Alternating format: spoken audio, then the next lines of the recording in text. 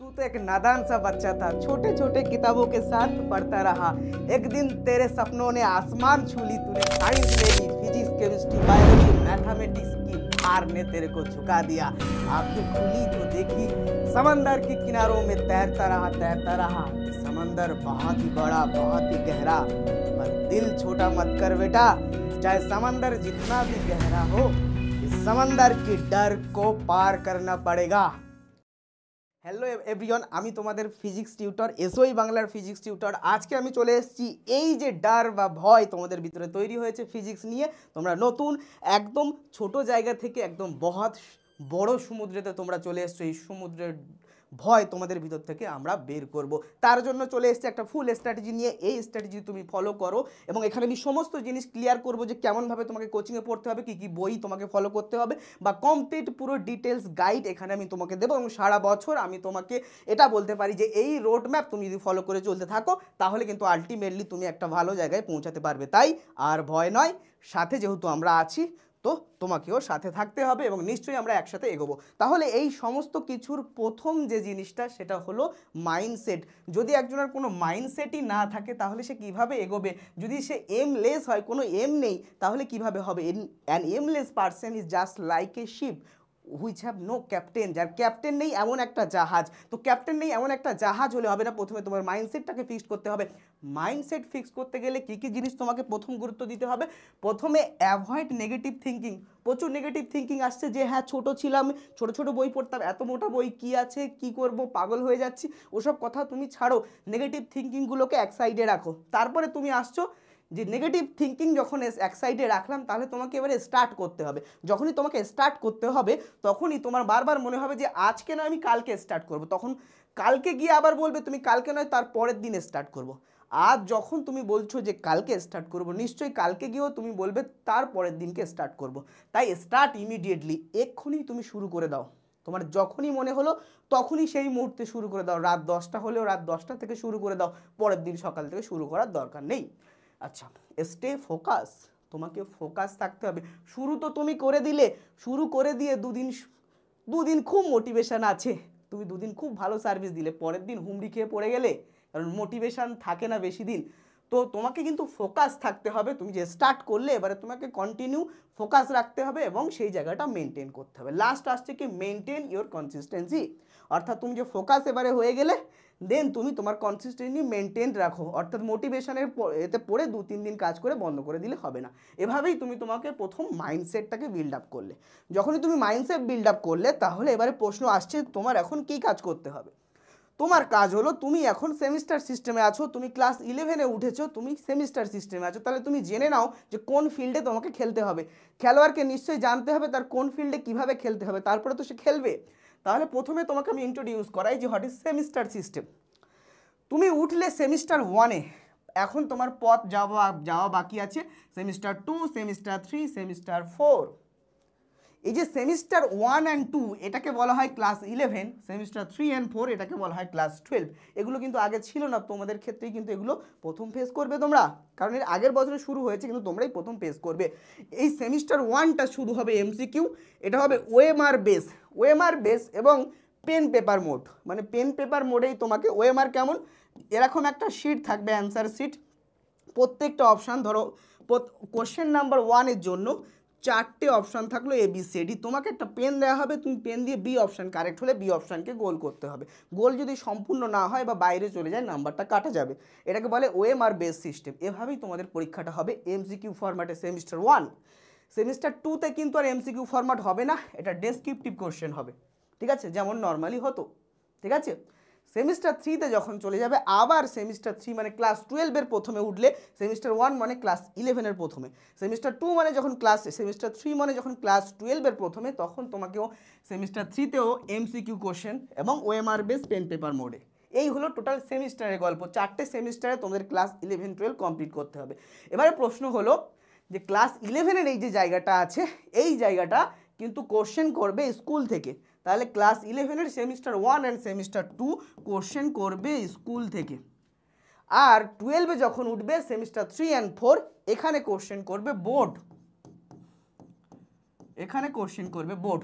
যদি তোমরা কোনো সেমিস্টারে কোনো সাবজেক্টে উত্তীর্ণ না হতে পারো, ধরো তুমি সাপোজ বললাম ফিজিক্সেই উত্তীর্ণ হতে পারলে না, তাহলে ধরো তুমি সেমিস্টার 1-এ ফিজিক্সেই ফেল করলে, ফিজিক্সে ফেল করলে তোমাকে সেমিস্টার 2-তে তুলে দেওয়া হবে, তোমাকে ফেল করিয়ে দেওয়া হলো না, তোমাকে সেমিস্টার 2-তে তুলে দেওয়া হলো। কিন্তু এরপরে যখন তোমার পিছনের স্টুডেন্টগুলো অর্থাৎ তোমার ভাইয়েরা যখন আবার সেমিস্টার 1 পরীক্ষা দেবে, তখন তোমাকে 6 মাস পরে আবার সেমিস্টার 1 পরীক্ষা দিতে হবে। দিয়ে যদি তুমি ওই ফিজিক্সের সাপ্লি ক্লিয়ার করতে পারো, ওই যে ফেল করা সাবজেক্টকে বলা হবে সাপ্লিম, তাহলে ওই এক্সামকে বলা হয় সাপ্লিমেন্টারি এক্সাম। ঠিক আছে, তো ওই সাপ্লি যদি তুমি ক্লিয়ার করতে পারো তাহলে তুমি সেমিস্টার 2-তে অলরেডি তো উঠে গেলে, তার সাথে সেমিস্টার 1-এর ফিজিক্সে তোমার সাপ্লিটা ক্লিয়ার হয়ে গেল, অর্থাৎ তুমি এখন ক্লিয়ার। ঠিক আছে, এভাবে তোমাকে এগোতে হবে। এখন দেখা গেল সাপ্লি ক্লিয়ার করতে গিয়ে তুমি আবার ফেল করলে, তাহলে ফের 6 মাস পরে তোমাকে সাপ্লি ক্লিয়ার করতে হবে, ফের পরের সেশনে 6 মাস পরে মানে পরের সেশনে। এভাবে তোমাকে টাইম দেওয়া হবে কত, 5 বছর। 5 বছরের ভিতরে যদি তুমি না করতে পারো তাহলে তোমার রেজিস্ট্রেশন ক্যান্সেল। ঠিক আছে, অর্থাৎ তোমাকে 11-12 টোটাল 5 বছরের মধ্যে রেডি করতে হবে। অ্যাকচুয়ালি টাইম 2 বছর, 2 বছর তুমি যদি প্রচুর সাপ্লি খেলে তোমার 3 বছর আরও এক্সট্রা লাগলো, তাহলে তোমার টোটাল 5 বছরে কভার করতে হবে। 5 বছর না করতে পারলে কিন্তু হবে না। এবার এই সিস্টেমটার আপডেট হতে পারে যে দেখা গেল আর একটু এক্সটেন্ড করলো, বা একটু কমানোর তো চান্স নেই, হয়তো আর একটু এক্সটেন্ড করতে পারে। ঠিক আছে, চলো এই গেল আমাদের সেমিস্টার সিস্টেমের গল্প। তাহলে সেমিস্টার 1-2 বোর্ড করবে, সেমিস্টার 3-4 সেমিস্টার 1-2 করবে স্কুল থেকে কোশ্চেন করবে, আর সেমিস্টার 3-4 বোর্ড থেকে কোশ্চেন করবে। এবং এই যেটা আমাদের অ্যাকচুয়াল বোর্ডের রেজাল্ট হবে সেটা কিন্তু সেমিস্টার 3-4 নিয়ে। এই যে দুটো সেমিস্টার 1-2 এটা কিন্তু স্কুলেই থাকছে। আচ্ছা, এবারে আমরা আসছি যে আমাদের সিলেবাস নিয়ে। সিলেবাস তো তাহলে জানতে হবে তো নিশ্চয়ই। এখন কি তুমি ক্লাস 11-12 দুটো সিলেবাস জানবে, না সেমিস্টার 1-এর সিলেবাস জানবে, শুধু সেমিস্টার 2-এর জানবে না? তোমাকে উচিত এখন ক্লাস 11-এর সেমিস্টারে 11-এর সিলেবাসটাকে জানা। 11-এর সিলেবাস যদি আমরা দেখি তো আমাদের আছে টোটাল 10টা ইউনিট। ইউনিট 1 থেকে 5 পর্যন্ত সেমিস্টার 1, ইউনিট 6 থেকে 10 পর্যন্ত সেমিস্টার 2। ঠিক আছে, ইউনিট 1-এ তোমাদের ফিজিক্যাল ওয়ার্ল্ড অ্যান্ড মেজারমেন্ট অর্থাৎ ভৌত বিশ্ব এবং পরিমাপ, অর্থাৎ এখানে ইউনিট মেজারমেন্ট এগুলো নিয়ে পড়তে হবে। ঠিক আছে, কী কী পড়তে হবে সব কিছু এখানে আছে। ইউনিট 2 তোমাকে কাইনামেটিক্স ডিল করে ফোর্স অ্যান্ড মোশনের ওপরে, অর্থাৎ ফোর্স অ্যাপ্লাই করলে যে মোশন হবে এটা নিয়ে যখন ডিল করে কাইনামেটিক্স। বাট কাইনামেটিক্সে আমরা কি ফোর্সের আলোচনা করব না, ফোর্স মোশনের আলোচনা যেটাতে হয় সেটাকে আমরা মেকানিক্স বলি। মেকানিক্সের একটা পার্ট হলো কাইনেমেটিক্স, সেখানে আমরা অনলি শুধুমাত্র ফোর্সকে বাদ দিয়ে মোশনের আলোচনা করি। সেখানে আমাদের দুটো সেকশন করতে হবে, মোশন ইন 1D বা 1 dimensional and motion in 2D। তাহলে motion in 1D and 2D, 2D যেটা আমরা বলছি সেটাকে আমাদের বইয়ের বাংলা বইতে দেখবে ভেক্টর হিসেবে দেওয়া আছে। ঠিক আছে, ওখানে কিন্তু ভেক্টর একটা অ্যালজেব্রা, তার সাথে প্রজেক্টাইল মোশন যেটা থাকবে সেটা মিলেই টোটাল কাইনেমেটিক্স, অর্থাৎ কাইনেমেটিক্স মানে motion in 1D and 2D। দেখো এই দুটো গেল দুটো ইউনিট। তারপরে যদি আমরা যাই ইউনিট 3, সেটা হলো লস অফ মোশন। এখানে 3টে চ্যাপ্টার কভার করতে হয়, Newton's laws of motion, circular motion and friction. তারপর হলো ওয়ার্ক এনার্জি পাওয়ারে তোমাদের খুব ইজি ব্যাপার, এখান থেকে জাস্ট একটাই ওয়ার্ক এনার্জি পাওয়ার তোমাকে কভার করতে হবে এবং সাথে একটু কলিশনের গল্প থাকে।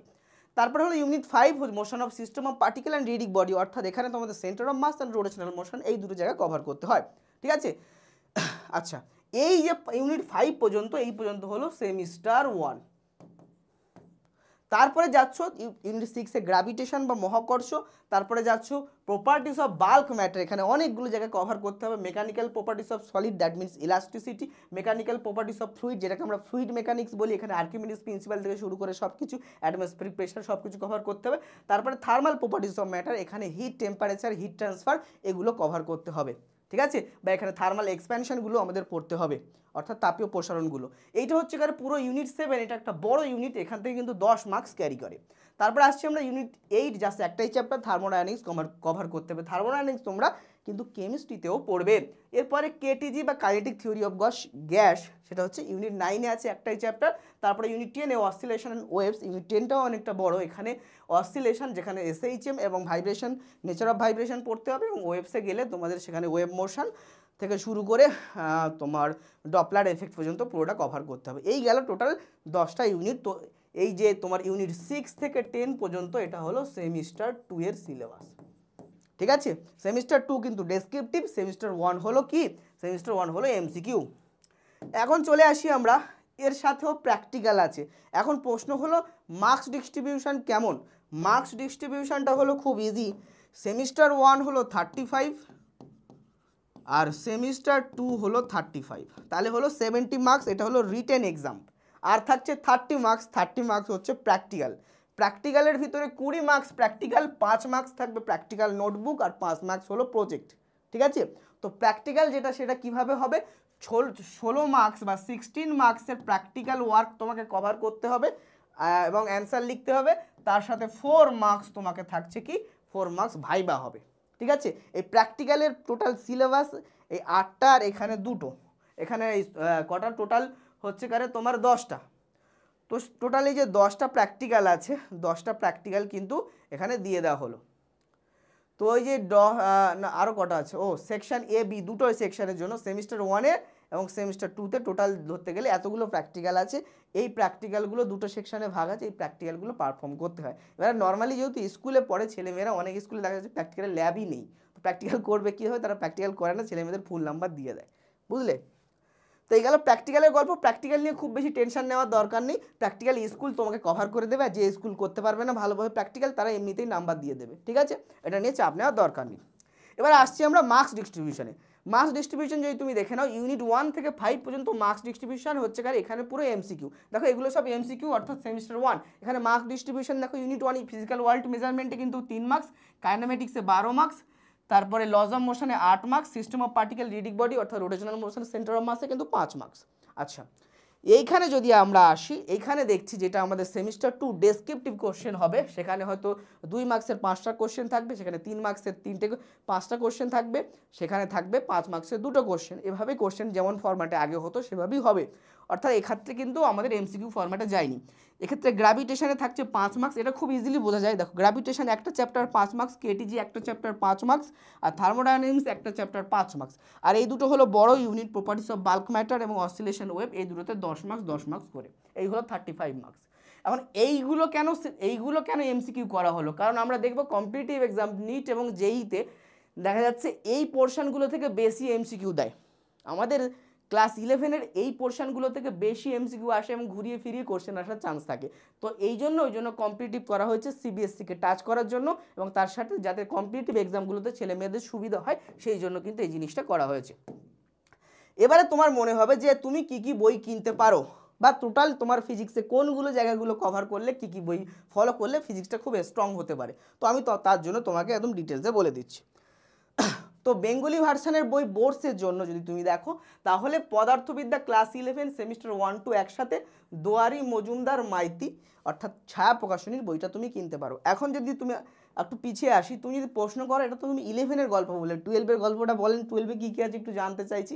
12-এ আছে current, electricity, electrostatics, magnetism, AC current, EMI, EMW, electromagnetic waves, এবং তার সাথে অপটিক্স আর মডার্ন ফিজিক্স। ঠিক আছে, আমি একটু হালকা করে বলে দিলাম, কিন্তু ওটা না জানলেও তোমার হবে। আচ্ছা, বইয়ের জায়গাতে আসি, তোমাকে কিনতে হবে, তুমি সব থেকে আমি বেস্ট রেকমেন্ড করব তোমাকে ছায়া প্রকাশনীর এই বুকটা রেডি করে নেওয়া। ছায়া প্রকাশনীর এই যে বইটার কথা বলছি, দোয়ারি বাবু, মজুমদার আর মাইতি, এই তিনজনের এটা হলো ছায়া প্রকাশনীর বই। এই বইটা কিন্তু সব থেকে বেস্ট। তারপরে হলো সাতটার বই। সাতটার বই তো তুমি নিতে পারো, কিন্তু সাতটার বইয়ে কোশ্চেন অ্যান্সার বেশি আছে, তবে থিওরি সব থেকে ভালো আছে ছায়া প্রকাশনীর বইতে। তো তোমার জন্য বেস্ট রিকমেন্ড বোর্ডের জন্য বেঙ্গলি ভার্সনে তুমি ছায়া প্রকাশনীর বই কেনো। এছাড়াও তোমার আরেকটা প্রকাশনীর বই পাওয়া যায়, সেটা হলো পারুল প্রকাশনীর বই, এটাও তোমরা চাইলে দেখতে পারো। ঠিক আছে, এবার অনেকে দেখা যাচ্ছে ওয়েস্ট বেঙ্গল বোর্ডেই আছে, সিবিএসসির কথা আমি বলছি না এখানে, আমি ওয়েস্ট বেঙ্গল বোর্ডের কথা বলছি। ওয়েস্ট বেঙ্গল বোর্ডেই আছে, কিন্তু তারা ইংলিশ ভার্সনে পরীক্ষা দেবে। তো তার জন্য একটা বই বেরিয়েছে, oriental physics semester 1-2, doctor B K. Gupta and Arun Bera, এটা তোমরা দেখতে পারো। এবং এই যে বইগুলো আছে, এই বইটা ছায়া এবং সাতটার বই দুটো কিন্তু ইংলিশ ভার্সনেও আছে অলরেডি, সেটা তোমরা দেখতে পারো। এছাড়াও এই বোর্ডসের জন্য আরও একটা বই আছে, ক্যালকাটা বুক পাবলিকেশন হাউস থেকে মহাদেব দাস খানের একটা বই আছে, সেটা বেঙ্গলি এবং ইংলিশ ভার্সন দুটোতে আছে। এটাও বোর্ডসের থিওরির জন্য এই বইটা তোমরা দেখতে পারো, এটা আমি এখানে লিখিনি, মহাদেব দাস খানের বইটা। ঠিক আছে, এবারে তোমরা বললে এটা তো বোর্ডস লেভেলে গেল, যদি এবারে বোর্ডস লেভেলে কেউ সিবিএসসি আইসিএসসি থাকে, তাহলে তাদের জন্য সিবিএসসির জন্য এনসিইআরটি টেক্সট বই থাকে, এবং সিবিএসসির জন্য বোর্ডস লেভেলের বই হলো এসএল অ্যারোরার বই। ঠিক আছে। আর আইসিএসসি বোর্ডের তোমার আলাদা বই আছে, সেগুলোর গল্পতে আমরা যাচ্ছি না, সিবিএসসির কথা হালকা একটু বললাম, কারণ আমরা তো ওয়েস্ট বেঙ্গল বোর্ডের গল্পই মেনলি বলছি।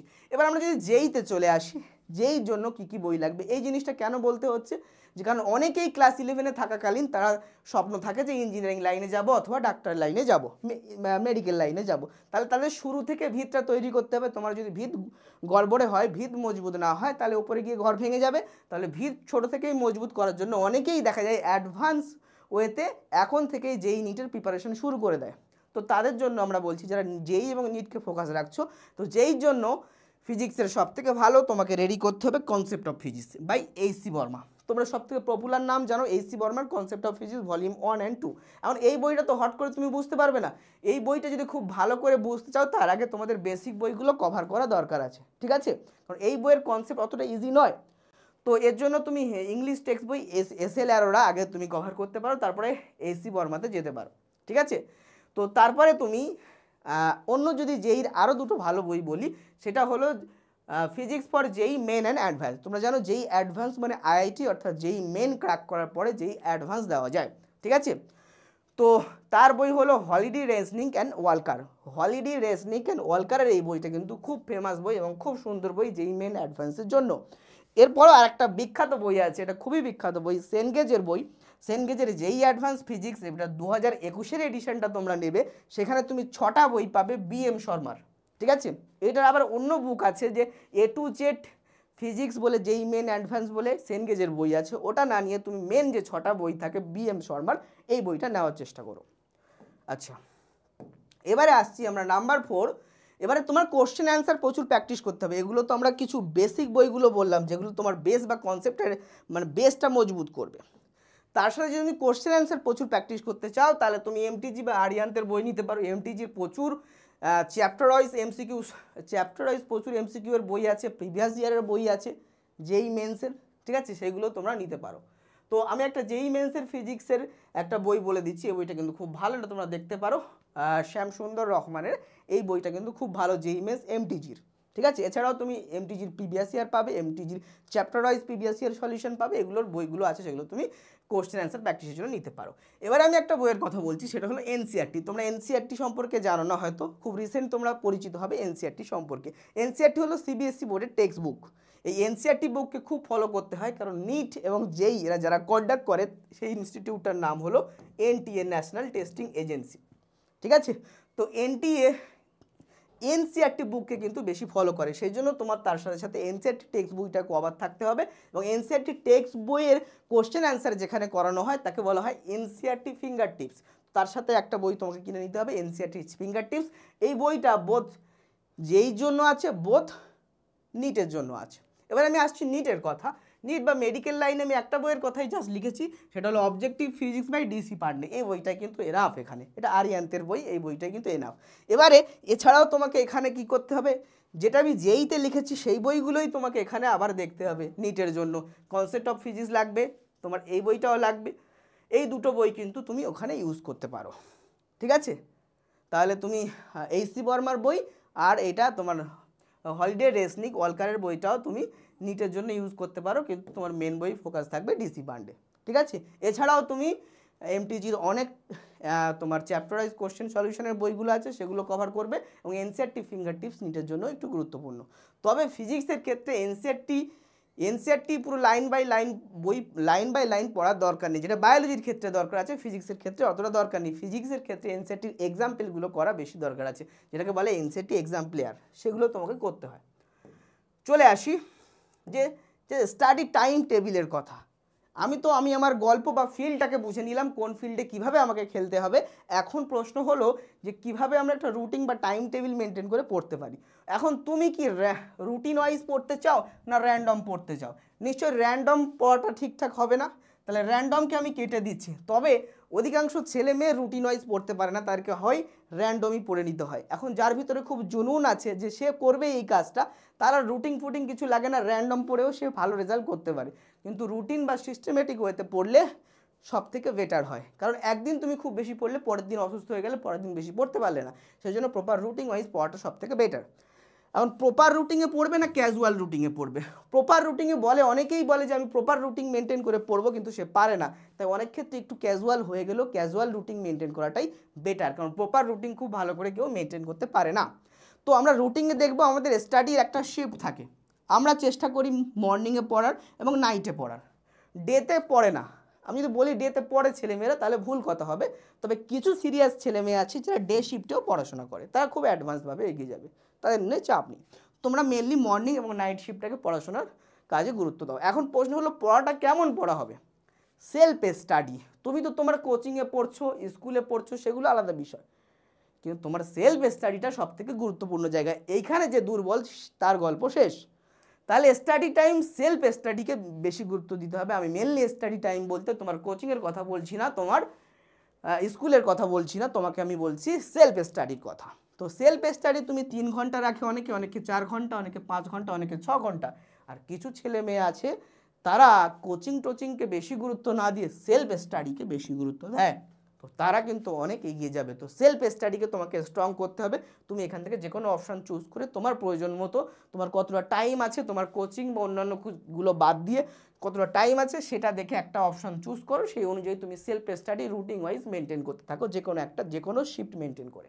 ঠিক আছে? আচ্ছা, এবারে আমি আসছি যে কিভাবে আমাদেরকে, আচ্ছা এবারে তোমার প্রশ্ন হলো স্টাডি টাইম টেবিল তো বলে দিলেন স্যার, তাহলে কোচিংয়ের বিষয়টা কি হবে? আমরা কি শুধু সেলফ স্টাডি করব, কোচিং না হলে তো হবে না।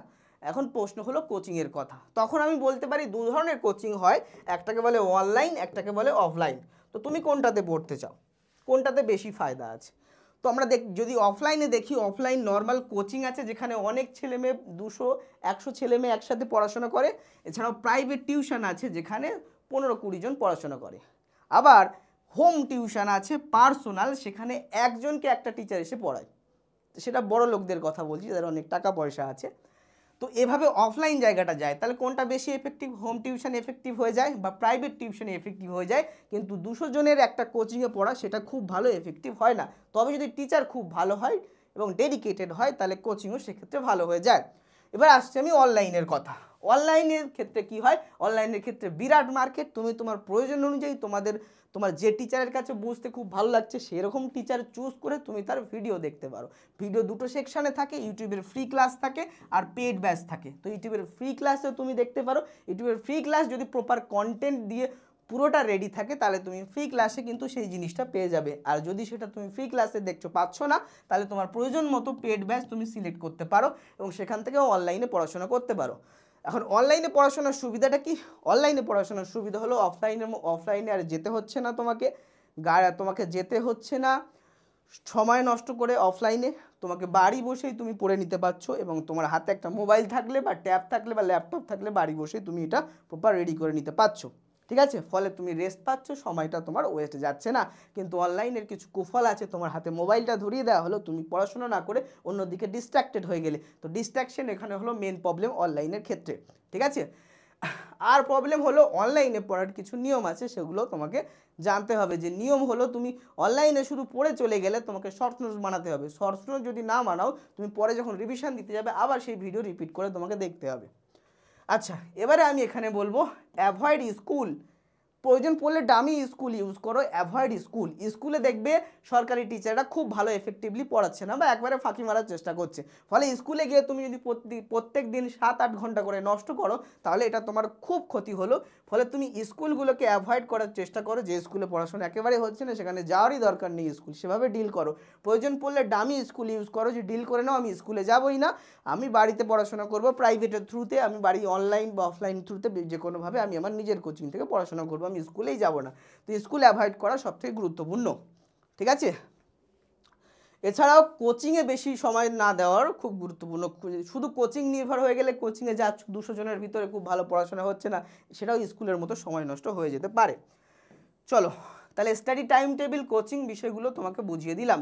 এবার আমি দুটো জায়গা কভার করব, কিভাবে তুমি স্মার্টলি ফিজিক্স পড়বে, এটা খুব গুরুত্বপূর্ণ জায়গা, আর কি কি মিস্টেক ছেলেমেয়েরা করে। ঠিক আছে? তো যদি আমি আসি how to study physics smartly, এই জায়গাটা কেউ তোমাকে বলবে না, এটা আমি এই ভিডিওতে কভার করব। ওই জন্য আমি প্রথমে বলেছিলাম ভিডিওটার কোনো জায়গা তুমি স্কিপ করো না, তাহলে সব জায়গাটা তুমি বুঝতে পারবে প্রপারলি। আচ্ছা দেখো, প্রথমে স্টাডির কথা বলি, স্টাডি কিভাবে স্টেপ বাই স্টেপ ফিজিক্সের ক্ষেত্রে হবে সেটা তোমাকে বুঝে নিতে হবে। দেখো, প্রথমে আমার কাজ হবে যে আমি যে চ্যাপ্টারটা পড়ছি সেই চ্যাপ্টারটার প্রপার কনসেপ্ট নেব, তারপরে আমি কনসেপ্ট ক্লিয়ার করার মতো কোশ্চেনগুলো করব। এক একটা কনসেপ্ট আমি নেব, সেই কনসেপ্ট ক্লিয়ার করার মতো কোশ্চেন আমি নেব। এই জিনিসটা একা একা তুমি হয়তো পারবে না, প্রথম দিকে একা একা তুমি পারবে না, কিন্তু আস্তে আস্তে অভ্যাস হয়ে গেলে এই জিনিসটা একা একা তুমি করতে পারবে। প্রথম দিকে এটাতে তোমাকে কে হেল্প করবে? তোমার টিচার। এর পরের স্টেপ কমপ্লিট ইয়োর চ্যাপ্টার। এভাবে তুমি কমপ্লিট করো তোমার চ্যাপ্টারটা। চ্যাপ্টার কমপ্লিট করার পরে মেক শর্ট নোটস। এই জিনিসটা অনেকে করে না, সেক্ষেত্রে তারা খুব গুরুত্বপূর্ণ জায়গায় ফ্ল খায় যে শর্ট নোট সে বানালো না, এবং অনলাইনের ক্ষেত্রে তো অবভিয়াসলি শর্ট নোট বানানো খুব গুরুত্বপূর্ণ। আচ্ছা, অনলাইনে যারা পড়াশোনা করে, practice various type of question PYQ numericals. তাহলে তুমি শর্ট নোট বানানোর পরে তারপরে স্টেপ কি হবে? তুমি যে পড়লে পুরো চ্যাপ্টারটা, এবারে তুমি বিভিন্ন রকমের কোশ্চেন পিওয়াইকিউ নিউমেরিক্যালস প্র্যাকটিস করো। তারপরের কাজ হলো মক টেস্ট। এই জায়গাটাতে অনেকে মক টেস্ট দিতে চায় না। কে মক টেস্ট দেবে? বাড়িতে পড়াশোনা করে কে কাকে মক টেস্ট দিচ্ছে? মক টেস্ট কেউ দিতে চায় না। মক টেস্ট যারা দেয় না তারা কিন্তু অনেক পিছিয়ে থাকে। যারা মক টেস্ট দিয়ে দেয় রেগুলার, তারা কিন্তু কম্পিটিশানে অনেক এগিয়ে থাকে। কারণ মক টেস্ট না দিলে তুমি তোমার ভুলগুলো দেখতে পাবে না, এবং যখনই তুমি মক টেস্ট দিচ্ছ না শুধু পড়ে যাচ্ছ, দেখবে যখন ফাইনাল পরীক্ষা দিতে যাবে স্টেজে মারা অত ইজিলি হয় না। স্টেজে মারা যায় না, আগে থেকে প্র্যাকটিস করতে হয়। চলো রিভিশনের কথা বলি। তো পড়ার টেকনিক আমি বুঝিয়ে দিলাম, রিভিশন কিভাবে দেবে। রিভিশনের আমি 3টে স্টেপ রিভিশন প্রসেস বলবো, এটাকে বলে 3 স্টেপ রিভিশন টেকনিক। কি টেকনিক? 3 step revision technique. এই প্রথমেই এই জিনিসটা জেনে রাখো, এটা কেউ বলবে না 3 স্টেপ রিভিশন টেকনিকের কথা। ফার্স্ট স্টেপ হলো তুমি ফুল এবং স্মার্ট রিভিশন দিলে। তুমি তো চ্যাপ্টারগুলো এভাবে পড়লে, পড়ার পরে তুমি কোশ্চেন অ্যান্সার প্র্যাকটিস করলে, এবং তুমি তারপরে সেগুলোকে ফুল এবং স্মার্টলি, যে পুরো একদম ধরে ধরে রিভিশন দিতে হবে তেমন নয়, স্মার্টলি পুরোটা রিভিশন দিলে। রিভিশন দেওয়ার পরে তুমি মক টেস্ট দিলে, ঠিক আছে? তারপরে সেকেন্ড স্টেপ রিভিশনে আসলো, কিছুদিন পরে বা কিছু মাস পরে তুমি সেটাকে রিভিশন দেবে। এটা কিভাবে রিভিশন দেবে? তুমি এবারে বুঝে গেলে ভাই কোন কোন জায়গা থেকে এই টপিকের কোশ্চেন আসে, সেই অনুযায়ী তো তুমি শর্ট নোটসও প্রথমে বানিয়েছিলে।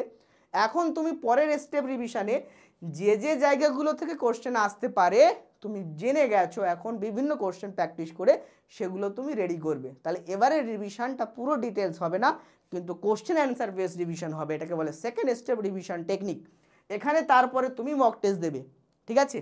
দেন তুমি চলে গেলে থার্ড স্টেপ রিভিশন টেকনিক। এখানে এটা পরীক্ষার আগে হবে। পরীক্ষার আগে এই স্টেপের রিভিশন টেকনিকে কি হবে? এখানে তুমি সেগুলোই পড়বে যেগুলো তুমি ভুলে যেতে, যেগুলো কঠিন জায়গা, কনসেপচুয়াল জায়গা, যেগুলো ভুলে যাওয়ার চান্স আছে, শুধু সেইগুলো রিভিশন দেবে। তাহলে দেখবে বাকি সহজ জায়গাগুলো ইজিলি তোমার মাথায় মনে আছে।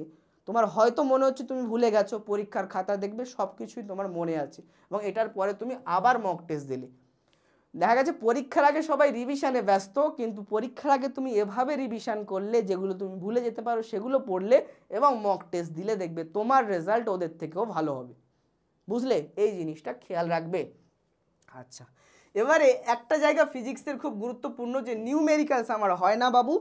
নিউমেরিক্যালসকে স্ট্রং কি করে করা যায়? নিউমেরিক্যালসকে স্ট্রং করার 3টে স্টেপ আছে, এটাকেও আমরা 3 স্টেপ টেকনিক বলতে পারি। নাম্বার 1 স্টেপ, মুখে বলছি তোমরা লিখে নেবে এই 3টে স্টেপ। নাম্বার 1 স্টেপ, তোমাকে যে নিউমেরিক্যালটা দেবে, নিউমেরিক্যালসটা প্রথমেই তো এটা ভাবতে হবে যে নিউমেরিক্যাল কিছুই নয়, নিউমেরিক্যাল ইজি, নিউমেরিক্যালকে ফেস করতে হবে। তুমি প্রথমেই ভয় পেয়ে নিউমেরিক্যাল ফেস করলে না, এটা খুব গুরুত্বপূর্ণ জায়গায় ফ্ল খাবে। তুমি প্রথমেই নিউমেরিক্যালটা ভালো করে পড়বে, পড়ে ভালো করে বুঝবে। এখন যদি তুমি পড়ে বুঝতে পারছো না, তাহলে তুমি ভিজুয়ালাইজেশনের মাধ্যমে বোঝার চেষ্টা করো। অর্থাৎ যেটা তুমি পড়ছো সেগুলো তুমি ছবি আঁকার চেষ্টা করো, করে করে প্রপার মানেটা বোঝার চেষ্টা করো। বোঝা হলো, তারপরে তুমি তার সাথে সাথে লিখে নাও যে ওখানে কি কি ডাটা দেওয়া আছে।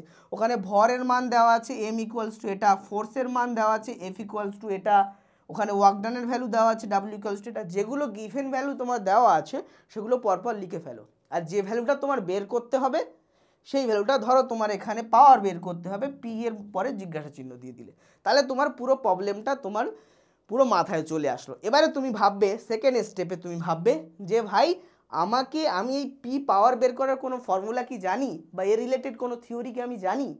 তো যদি সেটা তুমি জানো, সেটা তুমি ভাববে, তৎক্ষণাৎ যখনই তুমি ভাববে মাথায় ক্লিক হবে, তখনই সাথে সাথে সেটা তোমার মনে পড়বে, যদি তোমার সেটা ভালো করে রেডি থাকে। তাহলে তখন যখনই তোমার মনে পড়লো সেটাকে তুমি ইমপ্লিমেন্ট করলে, ফর্মুলাটা বসালে বা কনসেপ্ট অনুযায়ী তুমি সেটা সলভ করার চেষ্টা করলে।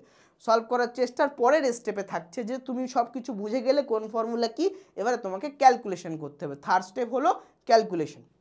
যখনই ক্যালকুলেশনে আসলে একটা জিনিস খেয়াল রাখতে হবে যে আমার সিস্টেম অফ ইউনিট বা এককের পদ্ধতিগুলো একই রাখতে হবে। সবসময় আমরা দেখব নিউমেরিক্যালসগুলো বা গাণিতিক উদাহরণগুলোতে যে কিছু কিছু ইউনিট এসআইতে আছে, কিছু কিছু সিজিএসে আছে। তো সবগুলো হয় এসআইতে নিয়ে এসো, না হয় সবগুলোকে সিজিএসে নিয়ে এসো, তারপরে তোমার অঙ্কটা মিলবে, না হলে মিলবে না। সিজিএস এসআই মিলিয়ে যে করবে তার 0 পাবে সে। তাহলে হয় সব সিজিএসে নিয়ে এসো, না হয় সব এসআইতে নিয়ে এসো। এবার এটা আনার পরে তোমাকে ক্যালকুলেশন করতে হবে। ক্যালকুলেশনে খুব স্মুথ এবং ফাস্ট হতে হবে। কেন? কারণ তোমাদের পরীক্ষাতে ক্যালকুলেটর অ্যালাউ নেই, এটা বড় ধাক্কা। তোমাদের পরীক্ষাতে ক্যালকুলেটর অ্যালাউ নেই মানে এটা খুব বড় ধাক্কা। ফলে শুরু থেকেই ক্যালকুলেটরকে ইউজ না করে নিজে হাতে ক্যালকুলেশন করো। ক্যালকুলেশন করতে করতে তোমার ক্যালকুলেশনের স্পিড বাড়বে, তুমি ফাস্ট হয়ে যাবে। তখন তুমি ক্যালকুলেশন বিনা ক্যালকুলেটরে পরীক্ষা ইজিলি দিয়ে আসতে পারবে, যেটা কম্পিটিটিভ পরীক্ষাগুলোতে হয়। নিট যেইতে কেউ ক্যালকুলেটর ইউজ করতে দেয় না, তাই এখন থেকে বোর্ড তোমাদের প্র্যাকটিস করাচ্ছে যে ক্যালকুলেটর আমরা তোমাদের দেবো না।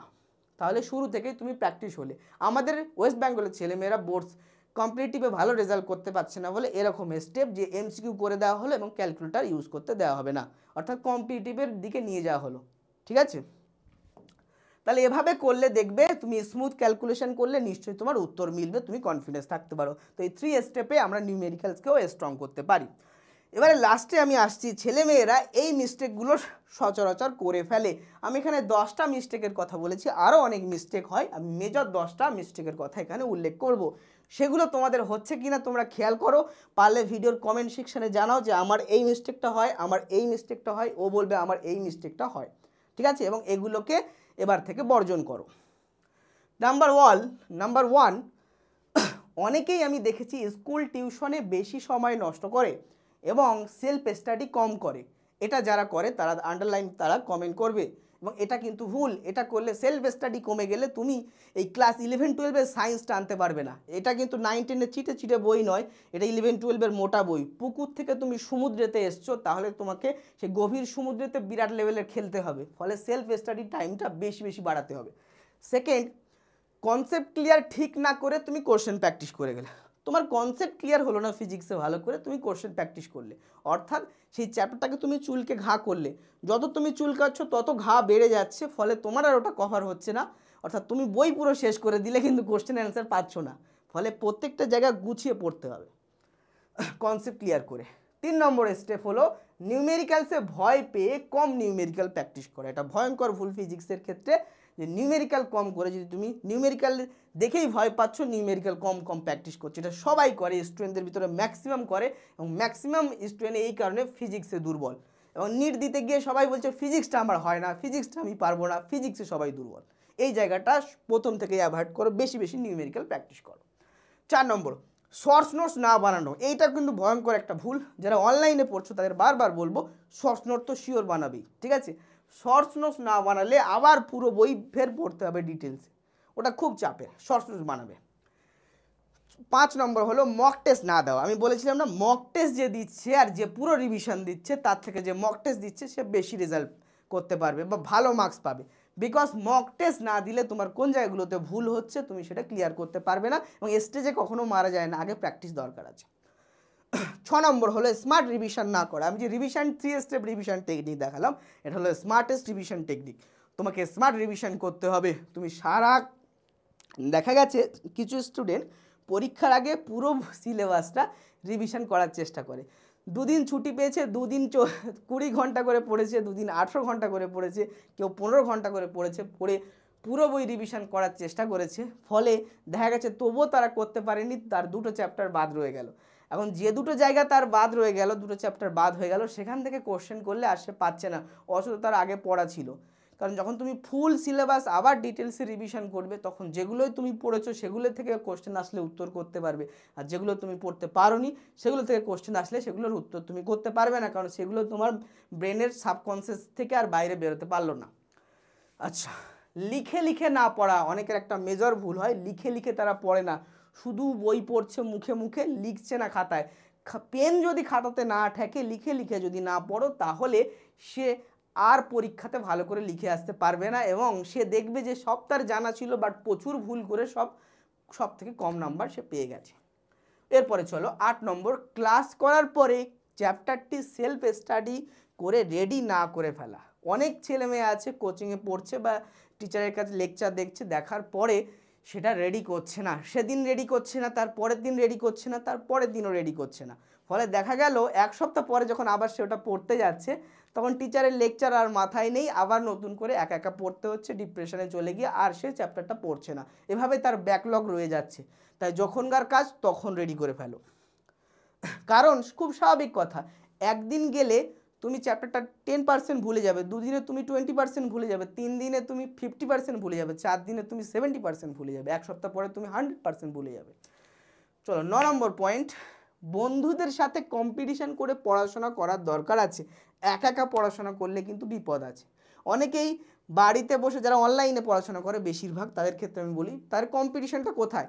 অনলাইনে একা একা পড়াশোনা করছে, ইউটিউব দেখে বা যে কোনো দেখে, তাহলে একা একা কিন্তু কম্পিটিশানটা ফিল করতে পারে না।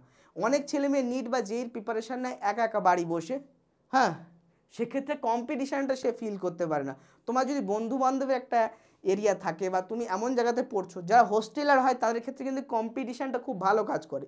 অনেকগুলো ছেলে মেয়ে একসাথে পড়ছে, কম্পিটিশান কাজ করছে, যে ওর থেকে আমাকে ভালো রেজাল্ট করতে হবে, ওকে আমাকে টপকাতে হবে, আমাকে ফার্স্ট হতে হবে, এরকম একটা কম্পিটিশান ফিল থাকা দরকার, না হলে কিন্তু খুব স্মুথ হয় না পড়াশোনাটা। এরপরে চলো last the list 10 number topic, যে এই জায়গাটা অনেকে গুরুত্ব করে, যে ম্যাথকে গুরুত্ব দেয় না ফিজিক্স স্ট্রং করার জন্য। যদি তোমরা ম্যাথকে গুরুত্ব না দাও, ফিজিক্স তোমার ভালো হবে না, খুব স্বাভাবিক কথা।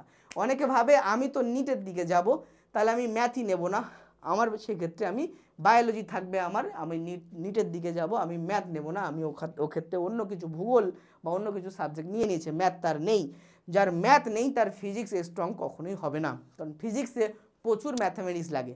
ওই জন্য ফিজিক্স শেখানোর আগে আমাদের বেসিক ম্যাথের ক্লাস নিতে হয়, ঠিক আছে?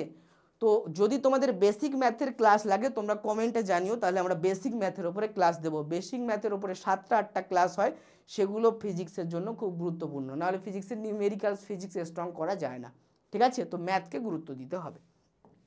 এই হলো আমাদের জায়গাগুলো আমি ডিসকাস করলাম, এবং শেষে তোমাদেরকে ধন্যবাদ জানাচ্ছি। যারা এই ভিডিওটা শুরু থেকে শেষ পর্যন্ত দেখবে, নিশ্চয়ই তারা খুব এফেক্টিভলি উপকৃত হবে, কারণ তুমি ভিডিওর শুরু থেকে শেষ পর্যন্ত দেখো, কোথাও ফাজলামো মারা হয়নি, পুরো প্রপার কন্টেন্ট দেওয়া হয়েছে, অর্থাৎ প্রত্যেকটা জায়গাতে গুছিয়ে বলে দেওয়া হয়েছে যে একটা ছেলে মেয়েকে বা স্টুডেন্টকে কিভাবে সারা বছর ফিজিক্সটাকে রেডি করা উচিত একটা বেটার রেজাল্ট করার জন্য।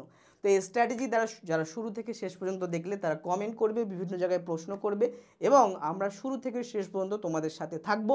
আমরা এই এসওই বাংলা ক্লাস 11-12 নিউজ চ্যানেলে আমরা তোমাদের জন্য কন্টেন্ট প্রপার ডেলিভার করব। আমরা তোমাদের জন্য থিওরির ক্লাস দেব, এমসিকিউ প্র্যাকটিসের ক্লাস দেব, ঠিক আছে? এভাবে প্রপার ক্লাস দেব। যখন পরীক্ষা আগে চলে আসবে আমরা তোমাদের জন্য ম্যারাথন দেব। এভাবে কিন্তু সারা বছর তোমাদের সাথে থাকবো, ঠিক আছে? শুধু আমি সাথে থাকলে হবে না, তোমাদেরকেও আমাদেরকে অ্যাপ্রিসিয়েট করে আমাদের সাথে থাকতে হবে, ভিডিওটাকে দেখতে হবে। তোমাদের বলে না যে তু সাথ হে তো মামা, মেরে কো মারনে ওয়ালা কোই पैदा ही नहीं हुआ, ঠিক আছে? তো তোমরা সাথে থাকবে কি বলো, তাহলে আমাদের হারাতে কেউ পারবে না, আমরা নিশ্চয়ই একসাথে জিততে পারবো। তো বাংলা নিশ্চয়ই তোমাদের হাত ধরে পড়বে, শিখবে এবং জিতবে।